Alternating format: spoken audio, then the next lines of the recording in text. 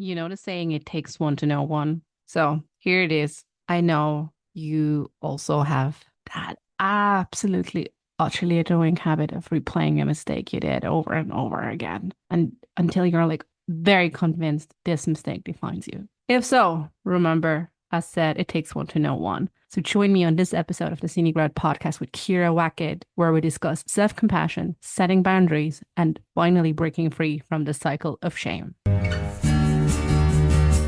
Hi, and welcome to the Scenic Route podcast, where we believe in embracing life's journey with purpose, curiosity, and a bit of potty humor. I'm an uncool mom, and I'm always looking out for that perfect slice of gluten-free rhubarb pie. Every week, I get the joy of sitting down with dreamers and doers who dare to take the road less traveled in pursuit of their own magic. Together, we dive into the inspiring stories of soulful entrepreneurs and visionary leaders who boldly share their beliefs, lessons, and fuck-ups. Excited? So am I. You're exactly where you're meant to be. And now, let's take this conversation off the beaten track.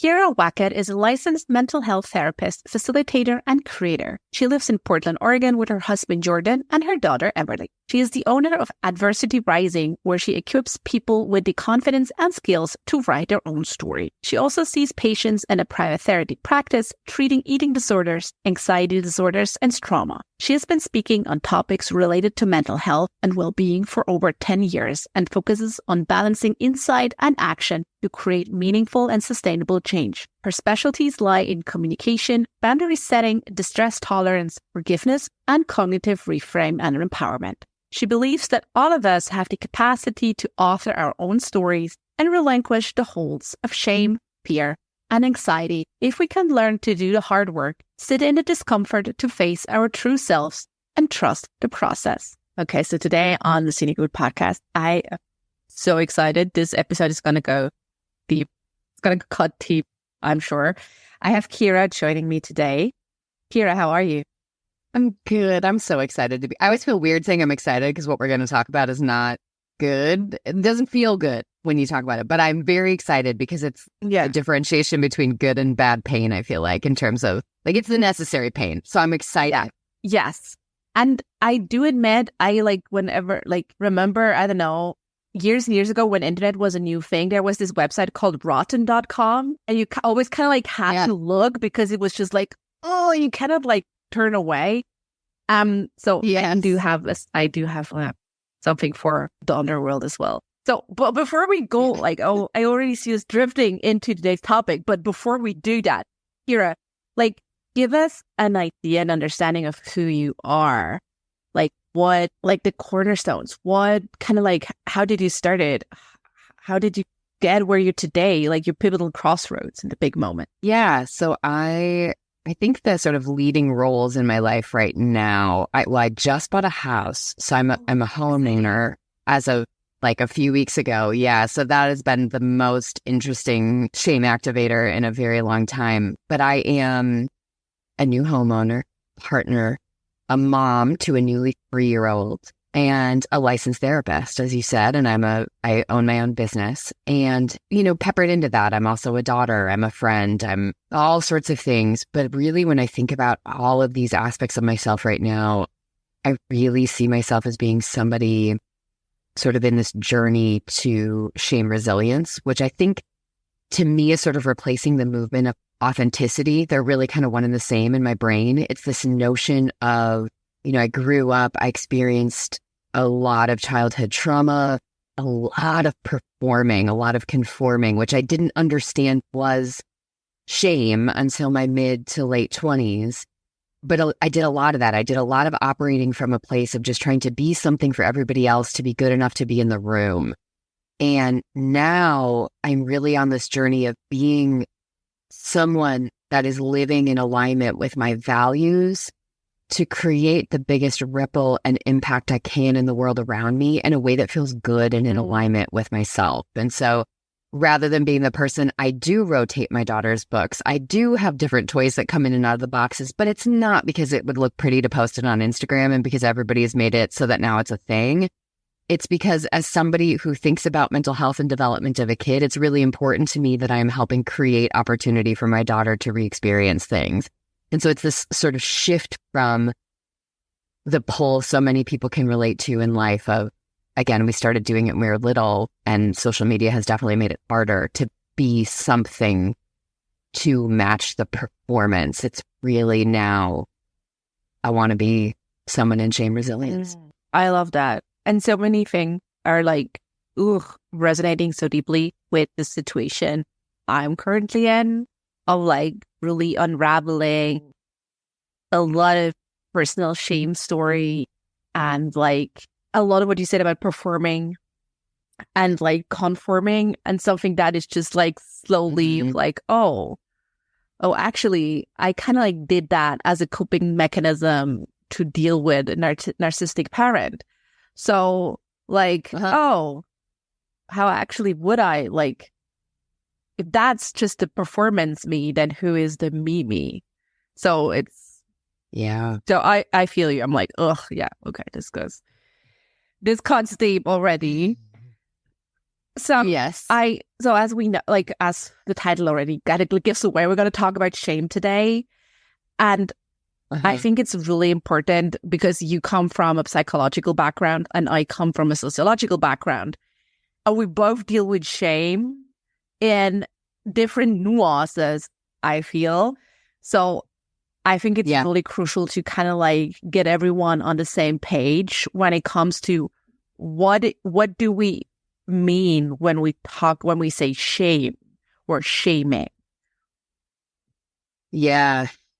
So I kind of, going back to the psychological elements, my training in grad school was in cognitive behavioral therapy. And so I'm going to use the term core beliefs, but for someone that maybe hasn't heard that before, I think more commonly people use the term limiting beliefs. But basically, when we're born, our brain, our body has to figure out how to make sense of this world and how we fit into it. And so how we see value in who we are, how we create a sense of an identity, how that integrates with the world around us and all these inputs and influences and external sources. For maybe 0.003% of the population, their core belief is, I'm worthy, I'm lovable, I'm good enough by being me. I don't have to earn it. I don't have to look a certain way. My body size, my skin color, my grades, the school I went to, my socioeconomic status, none of those things matter. I am worthy of love, connection, and belonging. The rest of us, so, 99 point whatever number of zeros, 7% of us got the core belief, I'm only worthy and lovable if, or I'm not worthy and lovable unless. And those two things kind of get at the same point, but it's this notion, if many of us could go back to early childhood, elementary school, middle school, we can think about those influences. If you wear a certain clothing item, if you sit at the right lunch table, if you say the right things, you listen to certain music. If we go back to our caregivers, getting certain grades, being quiet at the right times, knowing how to, you mentioned a narcissistic parent, knowing exactly how to play into their ego, the ability to match these external expectations or bids or requests is what created in us a sense of self. And shame is basically sort of, I think about it like a sleazy used car salesman that comes in when you're feeling like, oh my gosh, I suck. I'm broken. I have all these things stacked against me. Look at this. I'm only 4 and I'm already done body and too dark of skin, too whatever it is. And shame comes in and is like, I got you. Here's the book. I'm going to give you a signal every single time that something is happening, that there's a threat to connection and belonging. And when someone's going to see it. So we both know it, you're garbage, but let me help you pretend like everything is fine. I just finished watching the movie Elvis on HBO Max, and I think about it, the character in there, the snowman, who's kind of his manager, would do a lot of this, sort of this is how you need to be perceived in the world, and I'm going to make sure that the real you isn't seen too much. And that's what shame is. Shame is fear. It's a subset of our fear. It is the threat to connection and belonging. And it comes in and it tells you, oh, you're too close. You better react. And that is either the performing, the becoming what everybody else wants or needs. It's the deflecting, the avoiding. It's the aggressiveness. It's the pushing away. It's all those different responses to a perceived threat to connection and belonging, because at our core, our belief is that we don't actually deserve to be here because who we are is not good enough when we walked in the room. Yeah. Oh.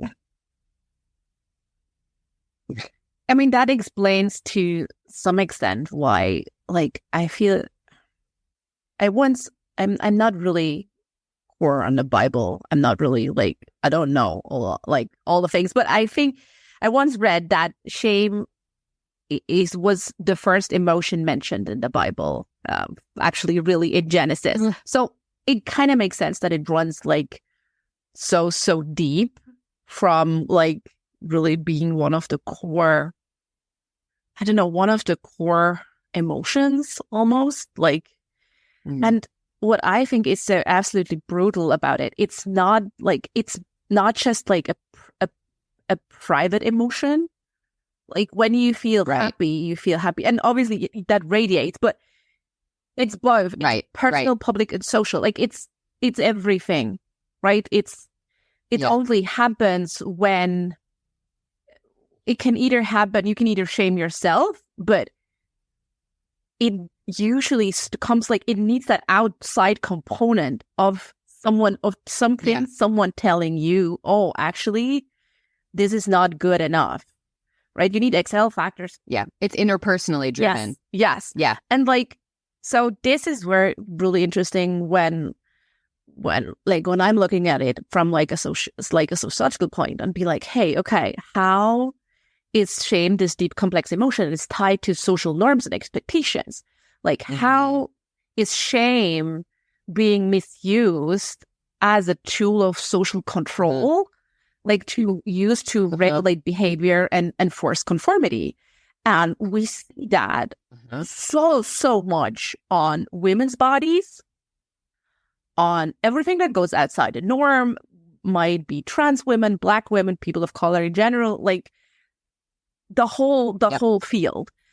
And it's just such a brutal emotion growing up with it. Like it fucks you over at 10 times and more. Like it's a severe form of punishment. Just if you're not behaving how society expects you to behave, we're going to regulate your behavior on the individual level with a form of punishment in the form of shame. So I'm always was really interesting on how that interrelates like on really like a social level between social control and like how we can do that. And while we see it, like maybe some of you will be like, somebody listening will be like, yeah, okay, get it, like bad stigma, but it's in so many nuances, right? Like it goes from as I've said, like, okay, shaming women's bodies for looking a certain way, right? Like that's why the diet industry is there, like, shaming women into like losing weight, shaming people into losing weight, and it never works. Shame never works long term, but we'll get to that. Right. It does work in the short term, but it's not work in the long term on a systems level or individual. Exactly. Yes. And like how we, and then it goes really down to seemingly benign things of like, oh, I'm looking at Instagram and see this other business owner and like, oh, she's doing things her way, so I should do the same. Otherwise, I don't know, I might not be in the cool Instagram business owner club where I can, I don't know, I feel putting myself into like, I don't know, isolation or kind of like self-inflicted negative self-talk and self-criticism, leading then to kind of like self-incorporated shame. Yeah. I mean, we've seen this because we connected through the podcast group that we're in. I've seen that with people in there too, where their applications will say that you have to have a minimum of X number of people on your email list. You have to have a minimum of X number of followers on Instagram. And I'm not on Instagram anymore. And I don't do these things. And I would see it even applying to speak at events. And how about this? And how much money have you made? And it's all these things that say, well, you are legitimized based on the number of external validation points that you can prove. And what happens is our sense of self becomes, I used to joke about it, but it was kind of that I'm joking, but I also feel this way kind of idea, which is, I think, a lot of how shame comes out. It's the person that's like, well, I'm going to make the joke about being fat because I don't want you to feel like you have the one. Yeah. So I'm just going to put it out first. Really and feel then, is shame. yeah. Exactly. But it was that feeling. I remember for a long time after having my daughter, I was working out and I had gotten an Apple Watch, and it was really helpful for me to track some of my recovery when I was working out, like heart rate and some of those things, to make sure that I wasn't pushing myself beyond an important sort of limit in recovery. But I started having this thing where it was like, well, now I've moved every single day and I'm tracking this and I have to get everyone tracked. And there was a day that my watch was dead and I went to go work out. I was all completely ready and my watch wasn't working. And I was like, well, what's the point of working out now? That right there is shame.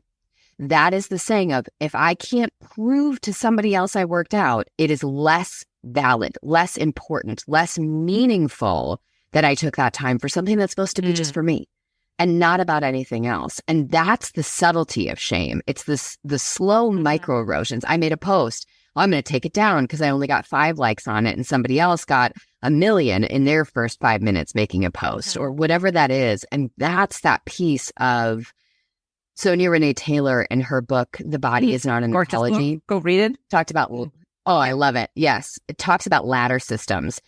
I think that is one of the most beautiful ways of understanding shame as a tool of influence, because it's the idea of us constantly being entrapped in this notion of upwards and downward comparison. Yes. I got to get up the rungs of the ladder to be better, which means somebody has to be below me for me to be good enough. It's the way we tell somebody else, oh, see, you're a great mom. You're better than other moms I know. Well, that means other moms are shit. So we're shaming them so I can feel better. That's the way it happens. And that's the way that we say, okay, I'm okay as long as I can find someone who's doing it worse, or I'm not okay until I get above that person in front of me. Both of those make us dependent on the system outside of us and keep us hooked to the belief that, again, our job is to always be climbing the ladder, and the success is only if we can get to the top and make sure that everybody else stays on the bottom. Yeah, that's basically how any form of repression works. Yeah, and then we added to a level of scarcity, right? Like, there cannot be everyone at the top. Ooh, no. Right? Exactly. We got it kicked down. Right. And I just thought about when you said something about, like, how we use shame, like how shame, like we kind of like want to belong. And then there's this thing of shame coming through when we don't, and we get punished if we like don't conform. But there's this other like really weird thing. Maybe we can talk about this. I just kind of like talk about it like a fellow. I'm also a mom of a 3.5-year-old, and I recently had a friend over, like a really good friend. Like we have like no, like we have almost no boundaries between. So she could see my house when it's burning down. Like it's fine. And like, and she came in and like, she was like, "Oh, I'm so glad you didn't clean up before." Like, and she said it way more politely, but that was the gist of things, right? Like, I'm like, yeah, that is true. Because if I would first had to spend 3 hours to clean up, I would not have invited her. So that kind of like other layer of shame, how it can lead to self-isolation, especially maybe amongst moms. That just popped into my head. Well, and that notion too of, I thought about this after I got in a car accident years ago, and I was okay. I mean, it was like very minor whiplash. The other person was okay. I think we both had a little bit of trauma response, obviously, but there was sort of you get this amount of time to not be okay, and then you have to be okay again. And I think that happens with most roles and changes with momhood. And it doesn't matter how you come to be a mom, but there's this sort of idea of you get to have a hard time for this pocket, And then you need to have your shit together, and your house should be clean, and you should be thriving and everything else. And you should love to make all the toddler snacks. It's start form and heart shapes. And you like, exactly. And all the little cookie cutter pieces, and your kids should eat it all because they love it, because you've done everything. Mine is in a beige only. Nothing should be hard. Yeah. I mean, there are definitely days where I am in a beige only phase, so I get that 100%. But it's that piece. And so it isn't even necessarily that someone else has to say something, but it's the subtle interpretation. Somebody else might have never outwardly made a comment to you about, again, how you manage your household, your body's size, what you're eating. They might not have ever said something to reinforce what you believe to be true in the world around you, but it still exists in the world around you. And so it's that piece that's really tricky. And that's, again, goes back to systems and intergenerational systems of oppression that are founded on shame and the expectations and norms that come from it. And so for us, we're going to talk about what do we do with it? How do we break out of it? But that's when we talk about shame resilience. You're never going to be without it, because radical acceptance, we're in systems of oppression that are founded on shame. So it's how do we create response plans and resilience around it, recognizing that that's part of how we're going to function for the rest of our lives. How we can try to eliminate shame by also like cutting out people who are responsible for shaming us. And that usually are people very dear and close to us, because otherwise we wouldn't probably care much if some stranger on the internet shames us. It would be like, yeah, well, whatever. Right. And yeah, it's so interesting, right? Like sometimes what you said, right? Sometimes what you say and what you don't say. And I especially remember there was a lot of shaming growing up around body size. Mm-hmm. And like, it would be things like the more like straightforward ones, like, oh, you want to finish that? Okay, that was pretty straightforward. And then like things like, I don't know, I would wear a skirt instead of like trousers for whatever. And my grandma would be like, oh, that skirt looks much better on you. You're like, oh, okay, thanks. Message received. You know, I mean, and it's not like, it's also the like the tone that makes the music, but and like, like all these random things, or like the at the worst, we're always kind of like I don't want to call them fake compliments, because with some of the people who said that to me, I do kind of believe they meant it genuinely. They're like, oh, you're so brave for like wearing a swimsuit. And I'm like, what? No, that's not bravery. That's you being a dick. Like, yeah, right. But all these little nuances of like, so that goes to say, do not ever comment on anybody's body. It's none of your fucking business.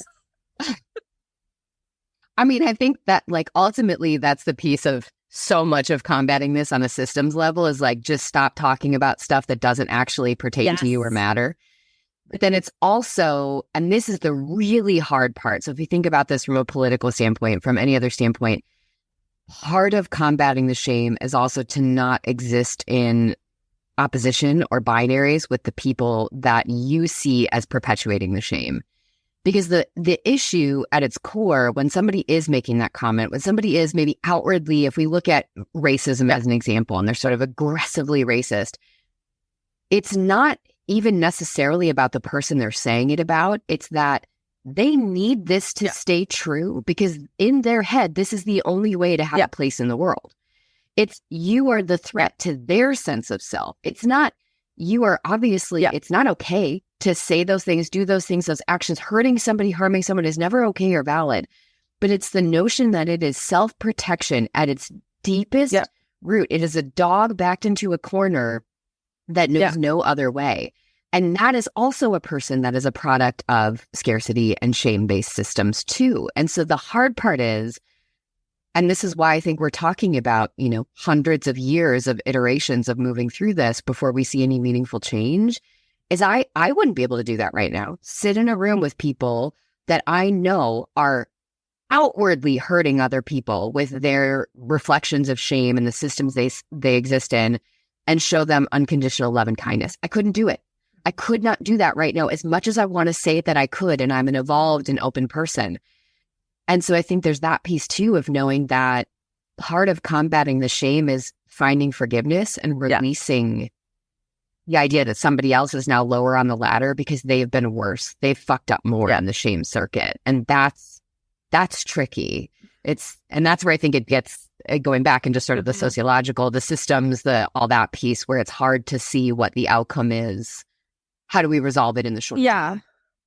Oh, I mean, short term is probably always individual first. I think like actions, and then we build the structures, because I think in that case we cannot do structures and then actions, so action, like structure follows action. Exactly. So I mean, it's at the core of that, right? Is believing full-heartedly that everyone at all times is kind of like doing the best they can. Exactly. And that's a mind fuck. Like, I mean, we could name a gazillion of instances where we're like, but no. And, right. And I had that conversation with a coach, 2 or 3 years ago. And the hardest part actually about this, that was like one of the my moments was, okay, so if I can accept that everyone is doing their best at any given time, that includes me. And not just you now, but you from your past and all the judgments. Oh yeah, I love to shit on past Jen, or I used to. Oh, big time. Yeah. I should have been smarter. I should have known. I blah, blah, blah. Yeah. I should have left sooner. I should have said this. I should have stood up for myself. Should have uphold my boundary. Should have Oh. So now, I mean, I feel like we could talk about shame as a form of an oppression and systems win for another podcast. Yeah. Ever. Dear Lord. Yeah.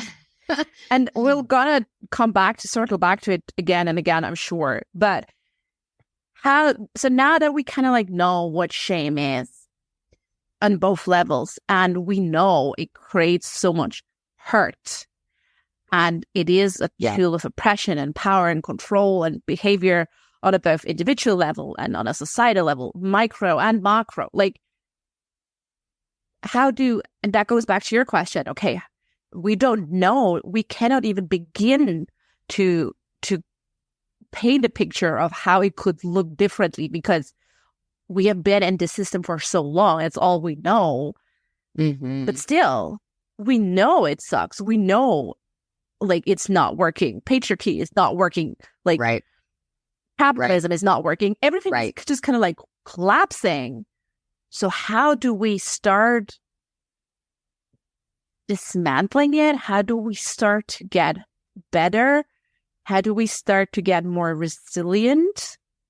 Where do we start, Kyira? Where do we start? I love this. And whenever I think about sort of change from an individual level, a systems level, I really think it breaks down into insight and action. And what you see, and particularly, there's been I'm only going to use sort of an example of racism in the US because it's been something I think at the forefront for many years, but more so in recent years. And what happens is when we point out a problem, and again, we could say that on the system level, but let's just talk about it on the individual level. Our programming is to go to action, to fix it, to make it better, to make it go away, it's uncomfortable. I don't like it. I don't want to be this. So how do I fix it? I go into do mode. Exactly. Instead of saying, I can't do anything until I understand the roots of the system in myself. And so with shame, it works the same way. Again, we're saying all these outward systems of oppression really root to this internal system of oppression, i.e. shame.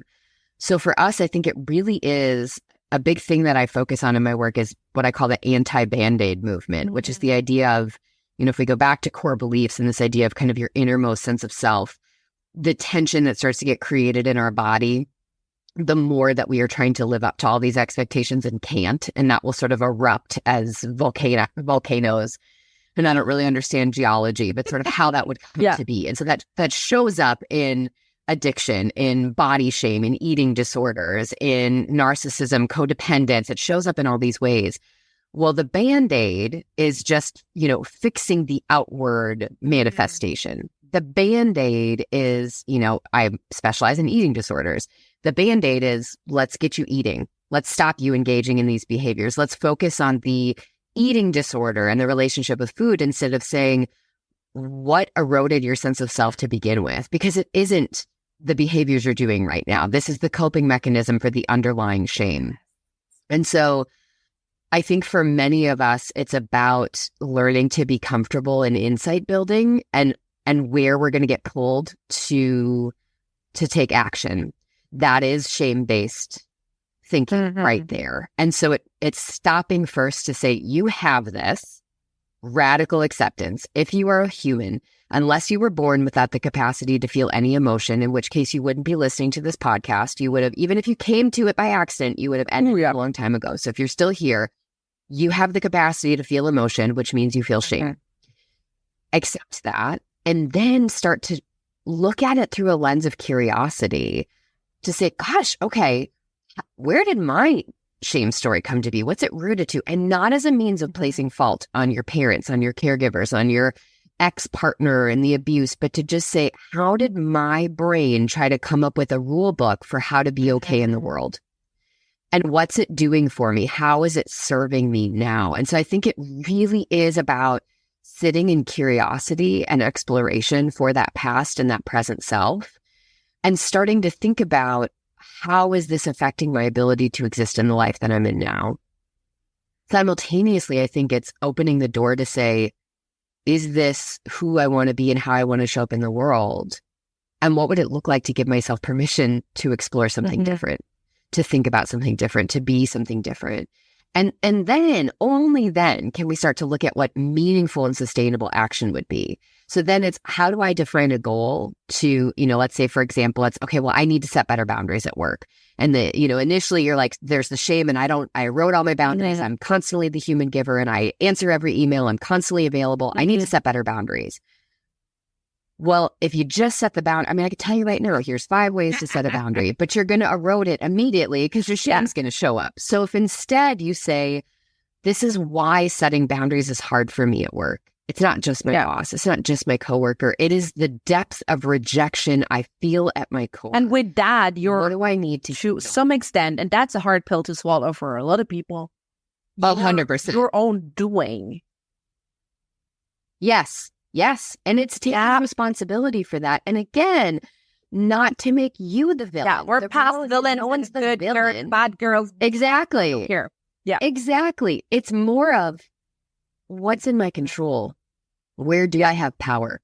And part of that power is then showing past you, not using insight as a weapon, but showing past you love and compassion to say, that Jen, that Kyira was doing the best that she could.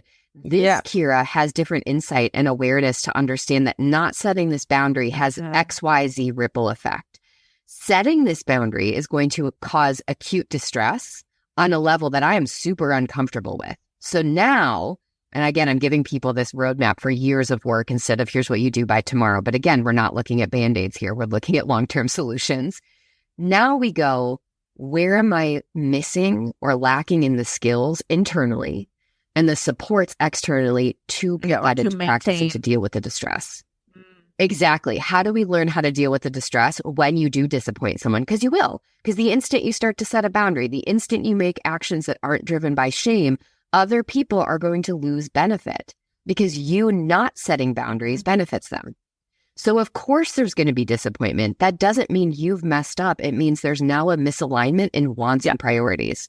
How do you deal with that distress? Well, you establish a new foundation for existing in the world. Once you've done all of that, then I think we can jump to action. Now we can set the boundary. Now we have an understanding of why it's going to be hard, what we do with it, how we put it into practice, who we talk to about it. Now we can practice it with the caveat of saying, you're still going to fuck it up. I do this for a living. I practice this every day. This is where humanity comes in, and it has to come in, right? Exactly. So, okay, let's see. If I kind of like summarize it a bit, okay? So first we kind of like have some sort of mindfulness that something is off, something is not right. And then what's the problem? Yep. I'm realizing that something is like, I keep repeating patterns. Whatever. I need to have some. The best way to move forward then is to kind of like have curiosity and just have no good or bad, just no judgment, just curiosity. Why did I do the things I did? Next, you kind of have to have self-compassion to know you did the best you did at any given time.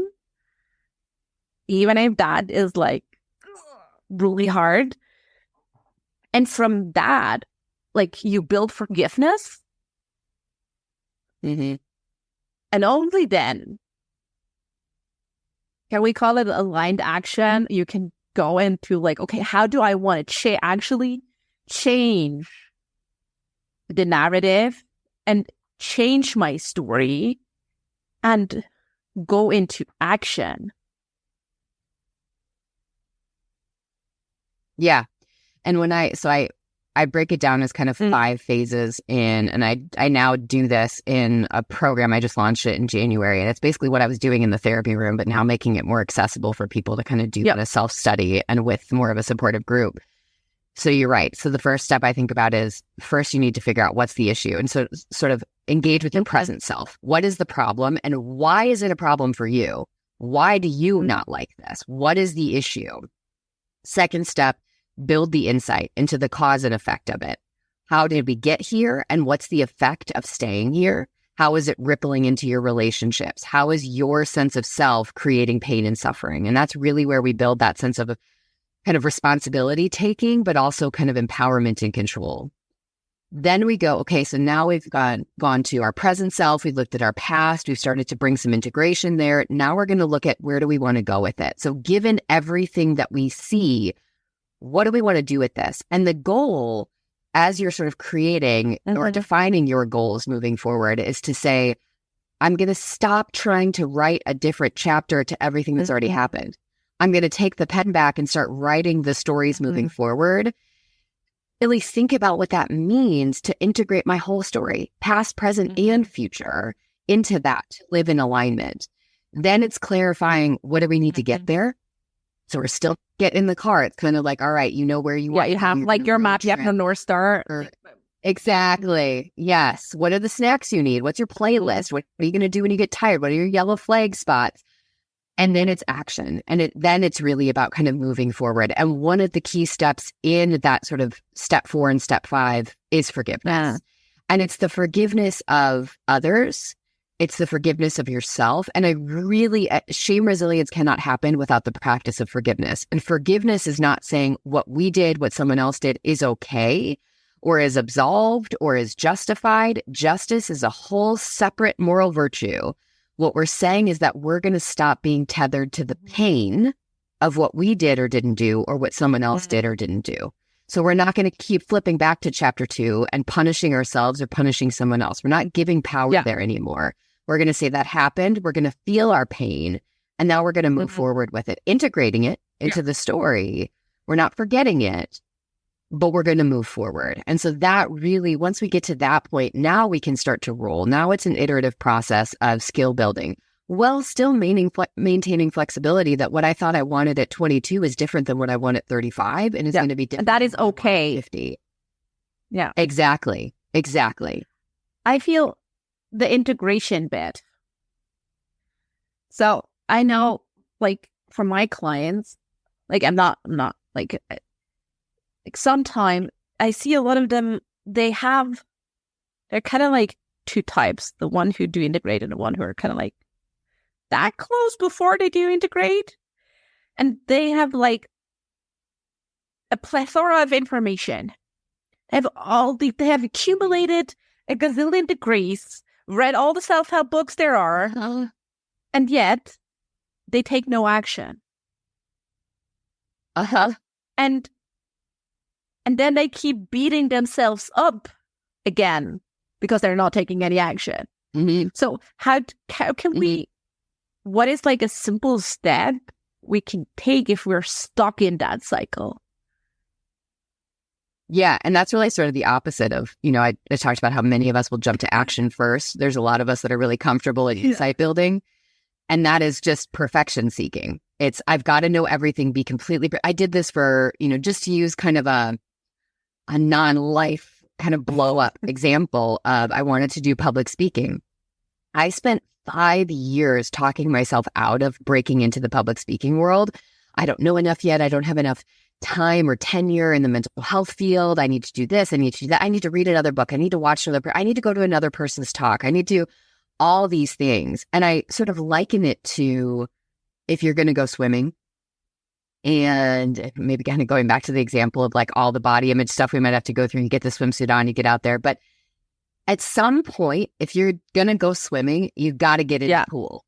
You can read about the water. You can buy the aerodynamics of water mentally. Exactly. You can prepare for it, but like you got to get in the water. And I think it's the releasing of the difference there is the performer versus the learner. Yeah. And so it's this idea of you're setting unrealistic expectations that you're supposed to get it right the first time. It's the example of if you're going to bake a souffle for the first time, you don't want to do it in front of your 10 closest friends. You'd rather do it by yourself so that if it fails or flops, nobody knows. And so in your mind, it's, I got to keep reading. I got to prep because the instant I do it, everything is, it's the New Year's resolution. All over again. Yeah. January 1st, everything better be good. It's got to be perfect. And so I think it's the releasing of the self from that to say, what if instead, because we actually have data that doesn't work, that life and sort of the experimental design is about trying and flopping and failing over and over again. What if instead you said, what is round one? I'm going to beta test this instead of saying this is me sort of doing this whole self-study so I can come out and tell the world I'm healed. Look at I got my shit together. Exactly. None of us have it together. Again, you and I, we specialize in these areas. We do it every day. And there are some days I have made a case that I should not be a mom, that my husband is definitely going to leave me. I am the worst therapist on the planet. I'm probably hurting more people than I'm helping. Like when we let it, shame really runs rampant. So instead just saying, what are my values? Who am I doing this for? Be really clear about that. Because if you're constantly worried about being perfect, you're still doing it for the wrong reasons. You're doing it for everybody else. Instead, give yourself the gift of saying, I don't need this to be perfect, but I do need to show up for myself and I need to jump in the water. And it's okay that it's going to be cold and it's okay that it's going to be scary. I have done the work to stand up in the water and be okay. And that leads us back to what we said previously, right? The moment you jump into the water, you will feel so much resistance. It will feel cold and wet and you don't want to be there. You fucking hate it. And that's a lot of the things like where integration also, that's kind of like the next, I feel, tricky bit with integration, right? Like some days the pool is warm, the weather is nice. You're like, oh, I love swimming. And then the other days it's just cold and dark and gray. And you're like, nope, not having any of this. And then be like, you can either push yourself through. That works for some people short term. I know that it led me to burnout. Right. To really, go again with it, with curiosity, self-compassion. And and my motto is flexible grace in a relentless pursuit. Oh, that most things. Thank you. I think so much of it is this idea of everything is trends based. one bad day, and whatever your quote unquote bad day means is not enough to derail you. When I'm working with somebody in the, eating disorder recovery, trauma recovery, addiction recovery, you're going to relapse. A relapse or a hard day, that's expected. That's normal. What we're looking for is trends. We're looking for weeks, months of you not engaging in your coping skills, years of you avoiding going to your meetings, doing these other things. That we're looking for that. And I think that's the part where, again, this goes back to you could push yourself. And there is a certain degree of needing to do that. There is that. I mean, you said at some point you got to go into the water. Yes. Agreed. Exactly. But not every day. And that's where the flexible grace comes in is, can I step back and give myself permission to have a day and start to notice the trend? Am I giving myself permission every day? Am I talking myself out of it because it feels hard? And it's that idea of when I do a workout and they'll give you, if you need to scale down to this, or if you need this change or accommodation, if you need to take a break, and then they'll say, but ask yourself, is it a need or a want? Yeah, I think that's the other thing, especially connecting to our bodies again. We try to make our bodies kind of so far disconnected, we don't listen to it. So you don't need to sleep. I'm going to stay up and finish this project. I can get up at 4 a.m. Whatever that is. Exactly. Exactly. That's not sustainable. So is this your body's need, or is it your shame's want? And that's the question. I think if we can hold that helps us recognize if it is your body's need, honor it. Honor it. Off. Exactly. If it's shame's want, you might still give it a day. Sometimes it's going to hit the table. Set a timer. Give it 2 days, and then we come back to the pool. But I think that distinction is really key. And I feel like, what you said, like, we're kind of like down looking for the short-term fix and the benefit. And while you're doing that, like, be aware that, like, all our systems, like, they're working against you, right? Like, I mean, exactly. In our like capitalist society, we're incentivized like to prioritize short-term gains over any long-term benefits. Like, you really have to work hard at times to be like, no, I know what what my shame is telling me I want right now, but maybe that's just I don't know, like a shiny coin in the sky, and to be like, okay, what do I really need? That's a really good like distinction. I love that. And sometimes I feel like also like people come like, oh, but it feels so hard. And I'm like, yes, that's good. That means you're doing something new. Yeah. Like, no. Exactly. No. Exactly. Yes. Oh, new is probably at the beginning will always feel uncomfortable, and like, no. And so that's good. Celebrate that. You're doing something different. Woo-hoo. Right. Go you.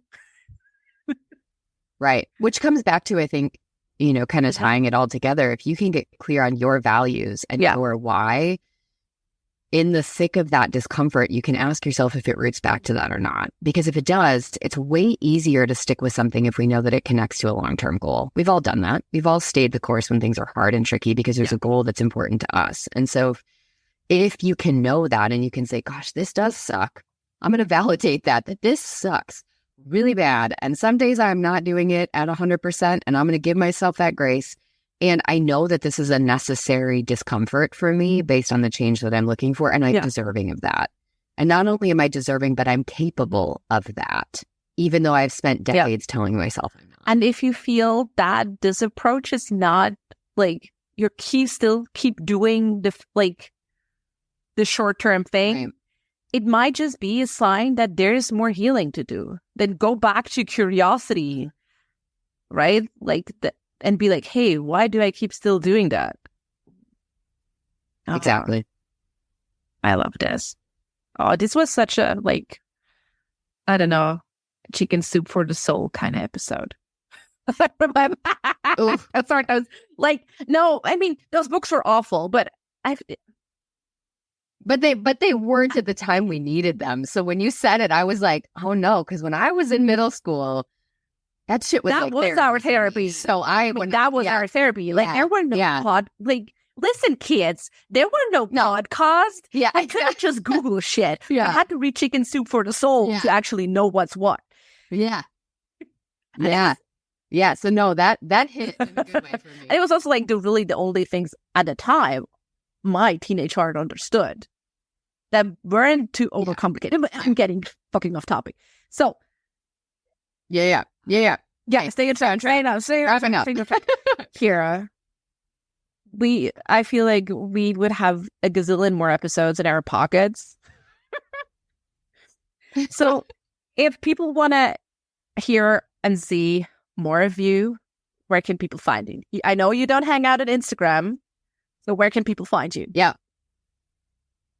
So they can come to my website, adversityrising.com, or I'm on YouTube. So I post a weekly video on YouTube on topics such as this. Yeah, so they can find me there and subscribe there, connect via email. And I do an email every 2 weeks to people's inbox. So if they want to subscribe to my email list, it's kind of the best way to stay in touch with everything I'm doing and all the new stuff coming up. And you brought something with you, a workbook. Do you want to tell us more about it? Yeah. So, and really this kind of gets back to what we talked about with that integration of self and really insight versus action. So one of the things that I wanted to create kind of as a step in the door to do some of this work, because it can feel super overwhelming, is a workbook on self-love. And it's so just this initial practice of starting to understand what is self-love, how do I define it for me, what does that look like? In the workbook, you'll go through some of these processes on forgiveness. You'll do some relationship assessments to see how the people in your life are serving you, not serving you, where we need to make changes. You'll look at how you're investing your time, money, and energy, maybe in ways that lines up with shame and ways that doesn't. So I think listening to this episode, there's a lot of the topics we talked about you'll see. So there'll be some familiarity, which I think makes it feel a little less scary to get started in something like this. And so, yeah, just kind of taking this, it's broken down into 4 chapters. There's tons of work available to you. And then if there's something that you feel stuck on, that feels really hard or tricky, email me and I might have a video or something different or other people doing work in those specific areas I can connect you to. But I think building that strength and capacity to go deeper in some of this more systemic, meaningful change for ourselves. I think systems as a human, an individual, this is a great place to start. And again, really makes it accessible and focuses on what's your why and how do we really anchor you to that and give you permission to define it for yourself. Oh, I love this. So we're going to link everything in the show notes. And then I have one final question. I'm really curious. What book are you currently reading? So I have 2 sides. So I actually, because I love reading the mental health, the self-help books, but I have a really hard time pushing myself to do it. And I can't read them at the end of the night because I'm wired. I totally feel you on that's not helpful. Yeah. So to get myself to do it, I started a therapeutic book club. So now once a quarter, I have a therapeutic book club where I have 8 people come. We all read the book together. It's kind of like small group therapy, but I get to keep reading the books too. So I just finished Atlas of the Heart with my last book club. And holy shit, is it a great book. So if people haven't read it, I highly recommend it. It is just a fantastic way to make language and connection to emotions feel more accessible. So that one. And then I am kind of deep down the rabbit hole of reading the Bridgerton series. So that's my like before bed. I read most of them. I'm rereading one right now because I know there's a new series coming out on Netflix soon. So I am deep in the hole of that. I'm very much, especially, and I've learned recently because of trauma, because of sort of insecure attachment, that I crave rom-com books, movies, because of the predictability. Everything works out. It's the same outcome, just different characters every time. So there's a certain degree that my trauma brain loves in that. So it's very calming for me because I know it's going to work out. I know everything has a predictable outcome. I also just love that it's like I will start a book and I'll be like, I don't even remember which one I'm reading. And then I'll come back into it because they all are like the same. So they're great to read before bed, but they bring me a lot of joy. So I'm back in the Bridgerton series right now. I love all of that. And I feel seen, called out, and shattered all at the same time because, like, I like what you said, read trauma and like reading like predictability. But like, I'm like, Yeah. holy fudge, I do the fucking same thing with like chick lit. Yeah. There's this series, it's a British author called Jenny Colgan, and she has like loads, she always does books in like 3, 4, or 5s. And one of them is like, Yeah. me at the Cupcake Cafe, and then Christmas at the Cupcake Cafe, and then summer at the Cupcake, Yep. and you always know how it's just gonna fucking end. Yep. But the best. I will dress up to sleep land happily. Yep. Exactly. And it's a very calming experience for our brains. And so I didn't know that. I did not know either. That's my husband has jokes. Makes total sense though.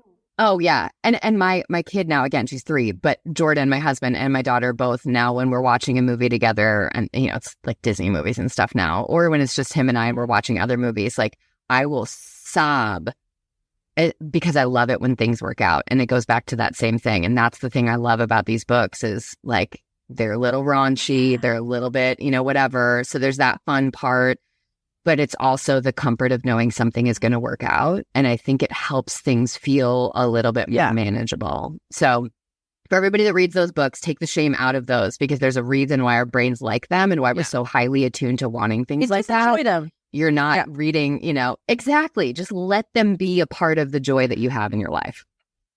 What beautiful words to end this.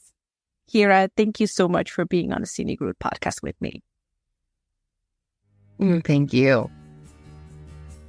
And just like that, we've reached the end of another journey together on the Scenic Route podcast. Thank you for spending time with us. Curious for more stories or in search of the resources mentioned in today's episode? Visit us at scenicroutepodcast.com for everything you need. And if you're ready to embrace your scenic route, I've got something special for you. Step off the beaten path with my Scenic Route affirmation card deck. It's crafted for those moments when you're seeking courage, yearning to trust your inner voice, and eager to carve out a path authentically, unmistakably yours. Pick your Scenic Route affirmation today and let it support you. Excited about where your journey might lead? I certainly am. Remember, the Scenic Route is not just about the destination, but the experiences, learnings, and joy we discover along the way. Thank you for being here, and I look forward to seeing you on the Scenic Route again.